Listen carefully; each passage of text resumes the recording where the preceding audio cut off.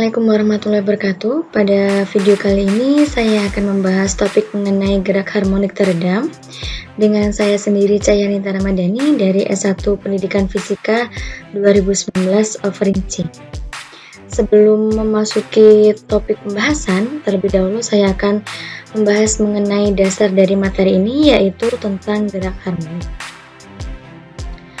Pengertian dari gerak harmonik yaitu gerak bolak-balik yang terjadi pada benda dalam lintasan yang sama pada selang waktu yang tetap dan terjadi di sekitar titik kesetimbangan. Jika mengacu pada animasi bandul tersebut, dari titik B ke titik O, kemudian ke C, kembali lagi ke O, kemudian ke B, itu adalah contoh dari peristiwa gerak harmonik karena terjadi secara bolak-balik dan dalam lintasan yang sama pada selang waktu yang tetap. Dalam suatu peristiwa getaran ada beberapa besaran fisis, diantaranya yaitu yang pertama titik setimbang. Titik setimbang itu merupakan titik di mana suatu benda berada di posisi diam ketika tidak dikenai gaya. Yang kedua ada besaran fisis simpangan. Simpangan merupakan posisi benda ketika melakukan gerak harmonik dengan sudut theta. Kemudian yang ketiga ada amplitudo, merupakan simpangan terjauh benda, yang mana pada simpangan terjauh ini benda memiliki energi potensial maksimum dan energi kinetik minimum. Yang keempat ada periode. Periode itu adalah waktu yang dibutuhkan benda untuk satu getaran.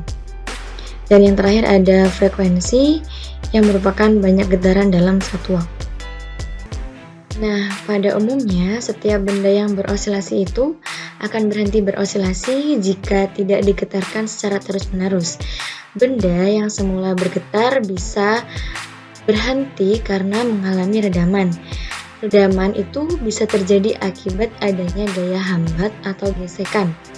Nah, osilasi yang mengalami redaman biasa disebut dengan osilasi teredam atau istilah lainnya yaitu gerak harmonik teredam. Adanya redaman menyebabkan amplitudo berkurang perlahan hingga mendekati nol atau bahkan berhenti. Besarnya gaya redaman itu sebanding dengan kecepatan, namun arahnya itu berlawanan, sehingga jika dituliskan melalui persamaan rumus menjadi F sama dengan min B dikalikan dengan V. Pada kenyataannya terdapat energi yang terbuang akibat adanya hambatan. Nah, karena adanya energi yang hilang dalam geraknya, berarti bahwa adanya gaya lain yang aktif sebanding dengan kecepatannya. Adanya pergeseran pada sistem menyebabkan persamaan hukum 2 Newton menjadi mx double dot plus rx dot plus sx sama dengan 0, di mana r merupakan konstanta kesebandingan dengan kecepatan. Untuk m, r, dan s merupakan nilai konstan.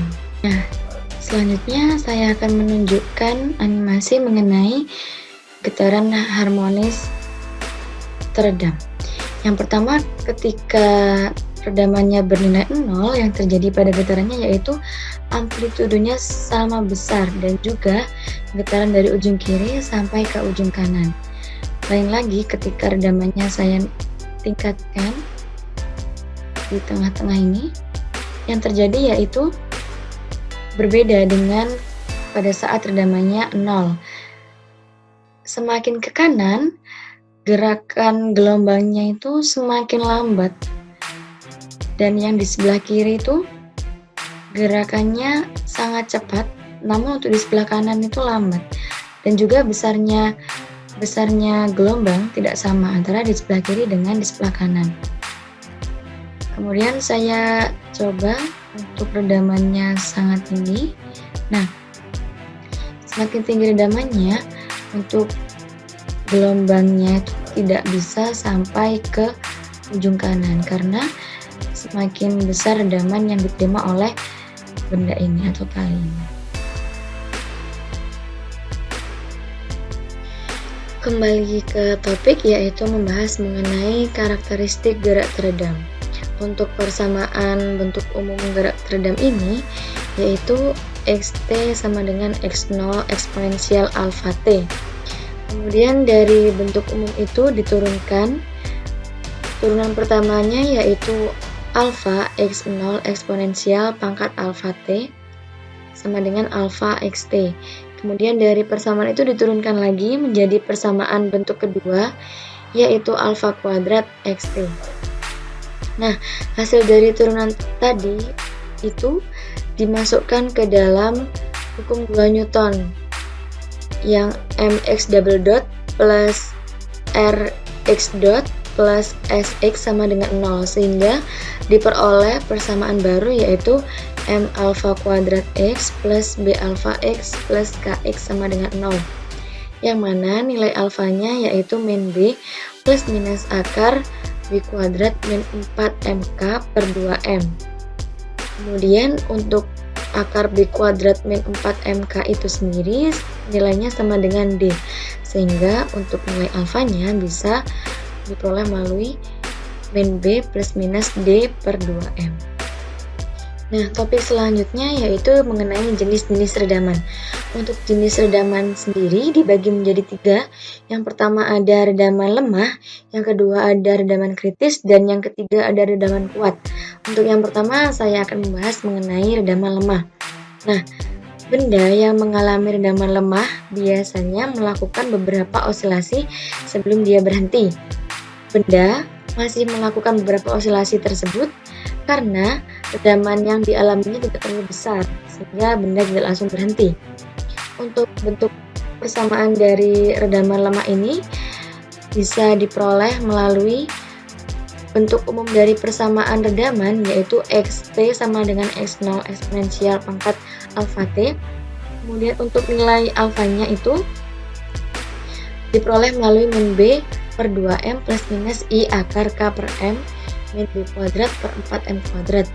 Nah, untuk nilai akar K per M min B kuadrat per 4M kuadrat ini itu sama dengan nilai omeganya, sehingga jika disubstitusikan ke bentuk persamaan umumnya diperoleh nilai akhirnya yaitu persamaan Xt sama dengan X0 eksponensial pangkat alfa T A cos omega T plus B sin omega T.